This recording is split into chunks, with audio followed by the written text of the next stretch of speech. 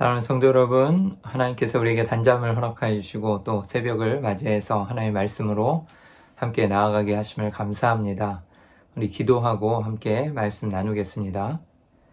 하나님 아버지 감사합니다. 우리 사랑하는 성도님들 오늘 하루도 하나님 말씀 붙들고 승리하게 하시고 또한 성령 충만함으로 나아갈 수 있도록 인도하여 주시옵소서. 특별히 하나님 성령 충만함으로 하나님의 뜻을 이루어드리며 복음을 전하며 하나님의 자녀로서 온전히 살아갈 수 있도록 인도하여 주시옵소서.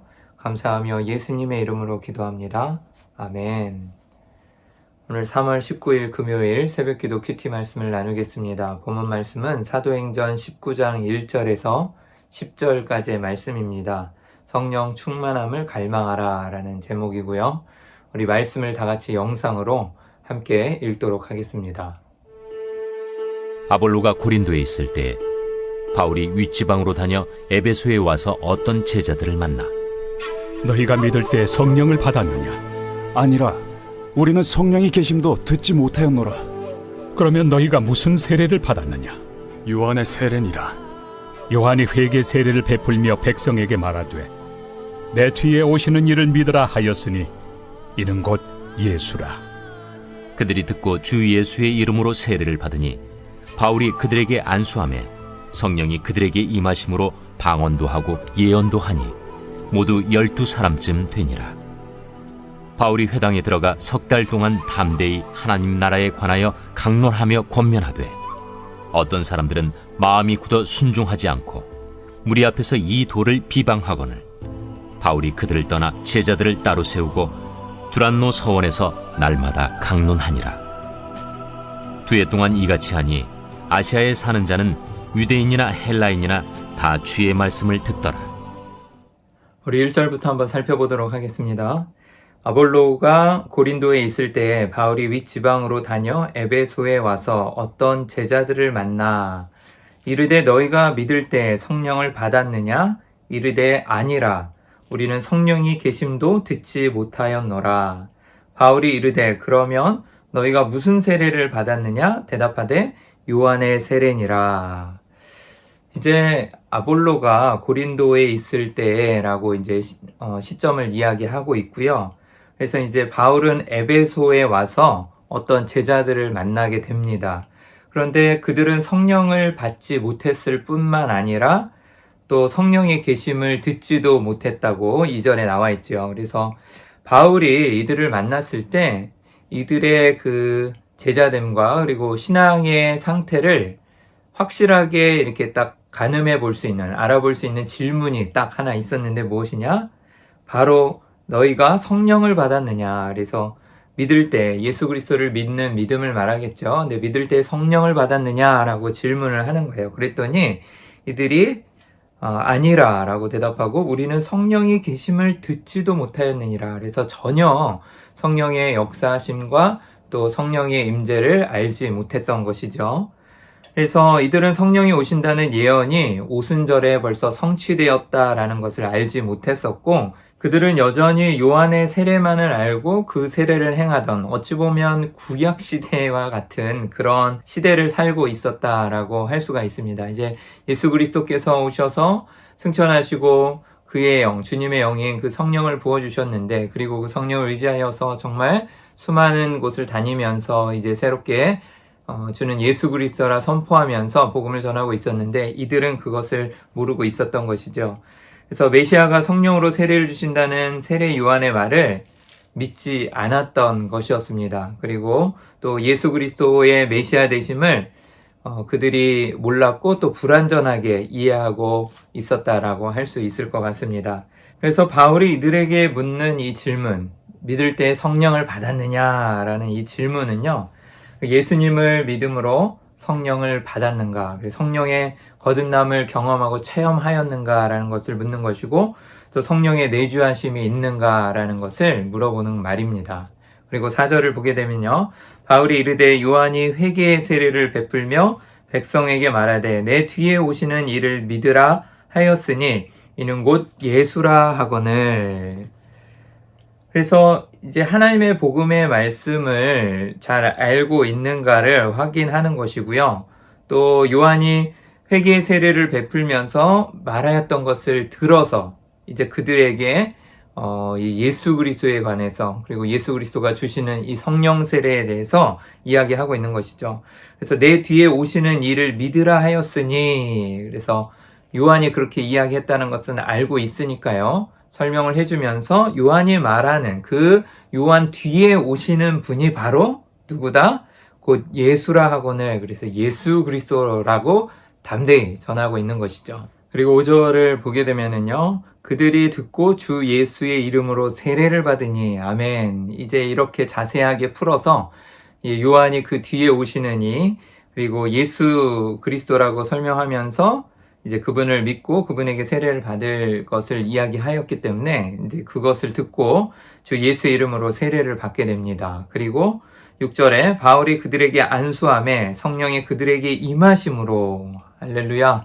이제 이 어떤 제자들, 요한의 세례밖에 몰랐던 이 제자들도 이제 성령의 임재를 경험하게 되는 것이죠. 그리고 방언도 하고 예언도 하니 모두 12사람쯤 되니라. 아멘. 사랑하는 성도 여러분, 이제 요한의 세례밖에 몰랐던 그 제자들이 이제 예수 그리스도를 듣고 예수 그리스도가 그들의 삶의 주인이심을 고백하면서 이제 세례를 받았을 때 성령이 그들에게 임재하고 복음 사역을 또 담대히 성령 충만함으로 전할 수 있게 된 것이죠.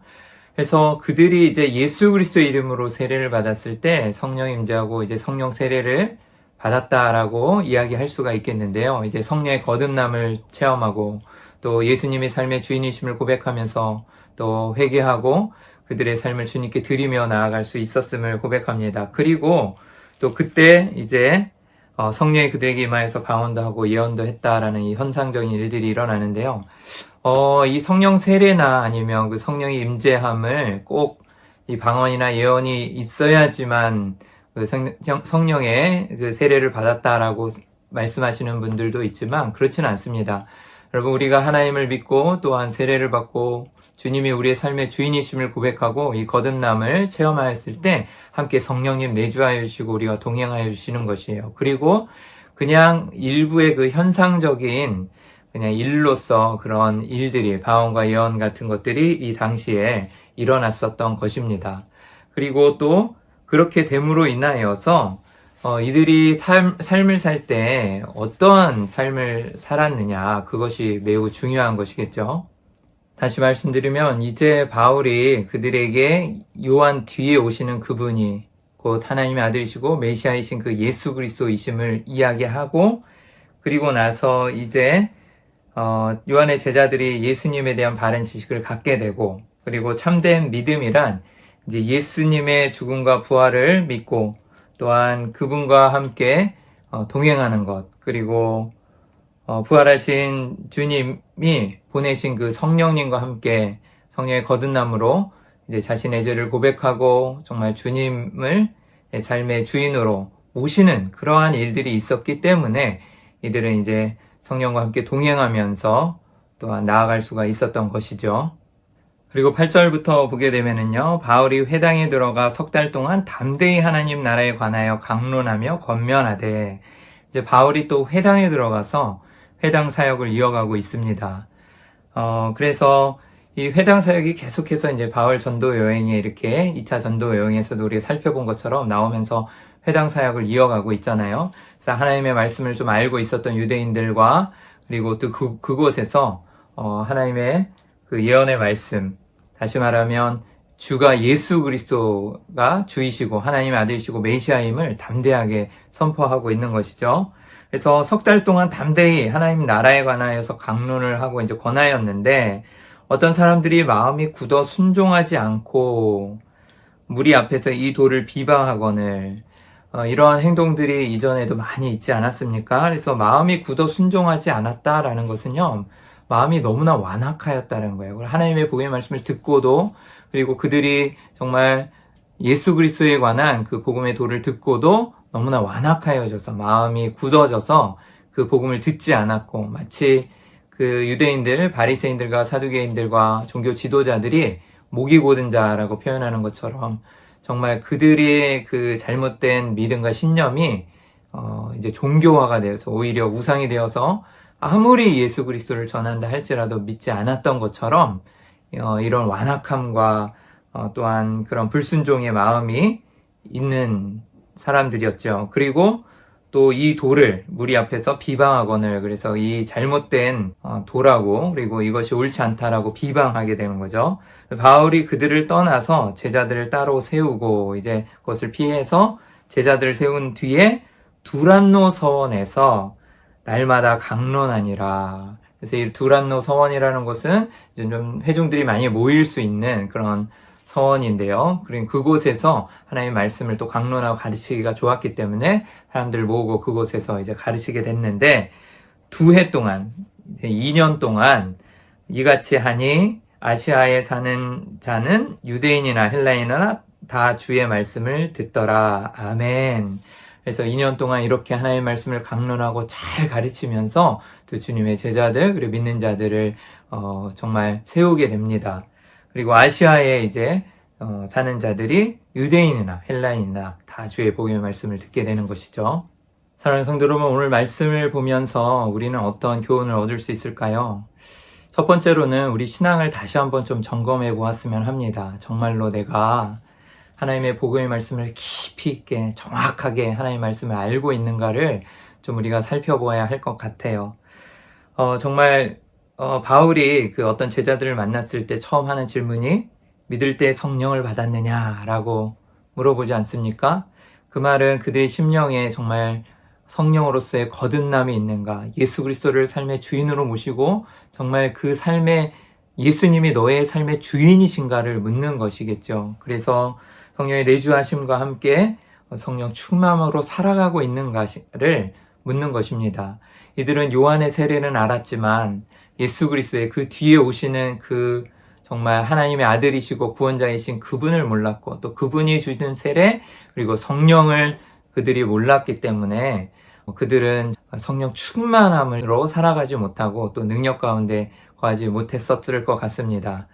그래서 4절 말씀에 나와 있는 것처럼 정말 하나님의 말씀을 우리도 깊이 있게 잘 깨닫고 또 어설픈 믿음으로 나아가서는 안 될 것 같아요. 우리도 정말 믿음을 굳건하게 부여잡고 어설프게 믿는 것이 아니라, 어설픈 신앙생활을 하는 것이 아니라 하나님의 말씀을 붙들고 승리하면서 온전히 나아가야 할 것입니다. 그래서 예수 그리스도를 우리가 정확히 알고 또 우리 삶의 주인이시고 정확히 그분이 우리에게 무엇을 원하시는지, 그리고 또 우리가 그분을 위하여 어떻게 우리의 삶을 살면서 드리며 나아가야 할지를 명확하게 깨닫고 그분이 주인 되시는 것을 인정하고 살아야 할 것입니다. 예수 그리스도의 부활과 죽음을 믿는 자는 부활하신 주님이 보내신 성령을 받아서 새 생명을 누리며 또 능력 가운데 살아갈 수 있는 것입니다. 사랑하는 성도 여러분, 신자는 조금 나아진 존재가 아니라 이전과 전혀 다른 새로운 존재가 된다는 말씀이에요. 그래서 성령님이 새 사람을 창조하시고 또 신자 속에서 내주하시면서 그 능력으로 우리 삶을 인도하시기 때문입니다. 복음을 어설프게 알아서는 안 돼요. 그리고 우리는 믿음을 어설프게 가져서는 안 될 것입니다. 우리의 삶을 예수님께 초점을 맞추면서 매일매일 말씀을 묵상하는 가운데, 여러분, 우리가 말씀을 또 읽고 날마다 이렇게 새벽 큐티를 하면서 묵상하는 가장 큰 이유가 무엇이겠습니까? 바로 매일 예수님이 주시는 그 은혜를 누리기 위함이 아니겠습니까? 성령 충만함으로 예수님이 우리 삶 가운데 늘 함께 동행하시기를 갈망하면서 그렇게 우리가 나아가고 있는 것이 아니겠습니까? 사랑하는 성도 여러분, 이처럼 성령 충만한 사람은 성령의 거듭남을 체험하고 또한 예수님을 우리 삶의 주인으로 모시고 또한 그분을 위하여서 살아가고 또한 복음을 전파하며 살아가는 삶일 것입니다. 성도 여러분, 정말 우리 삶 가운데 다시 한번 오늘 우리의 믿음과 삶을 점검하면서 성령 충만함으로 나아가시고 또한 어설픈 믿음이나 아니면 어설픈 그런 복음의 지식이 아니라 정말 주님의 그런 완전한 진리를 가지고 말씀으로 나아가기를 소원합니다. 결국 성령 충만함으로 예수님을 주라 고백하는 사람만이 바울처럼 담대히 하나님의 복음의 말씀을 또 선포할 수 있는 것이고요. 말씀을 통해서만이 온전히 예수님을 우리 삶 가운데 왕으로 인정하고 말씀에 순종하면서 그분의 통치 가운데 살아갈 수 있을 것입니다. 그리고 우리의 생각을 내세우기보다는 먼저 하나님의 말씀을 그리고 하나님의 뜻을 잘 살피고 또 말씀을 그렇게 묵상하고 하나님의 뜻을 간구할 때 성령의 조명하심으로 하나님의 뜻을 발견하게 되고 성령 충만함으로 나아갈 수가 있는 것이에요. 성령 충만함은 저는 말씀 가운데 올 수 있다고 확신합니다. 사랑하는 성도 여러분, 말씀 읽기를 게을리하지 마시고 말씀을 늘 가까이 하시고 들으시고 또 하나님의 말씀을 붙들고 나아가면서 승리하시기를 주의 이름으로 축원합니다. 그래서 본문이 말하는 하나님의 뜻을 항상 우리가 찾아서 적용한다면 우리 삶 가운데 늘 승리하며 성령 충만함으로 나아갈 수 있을 것을 확신합니다. 오늘도 우리를 통하여 하나님의 복음의 역사가 새로 쓰여지기를 그리고 성령 충만함으로 승리하며 나아가시기를 주님의 이름으로 축원합니다.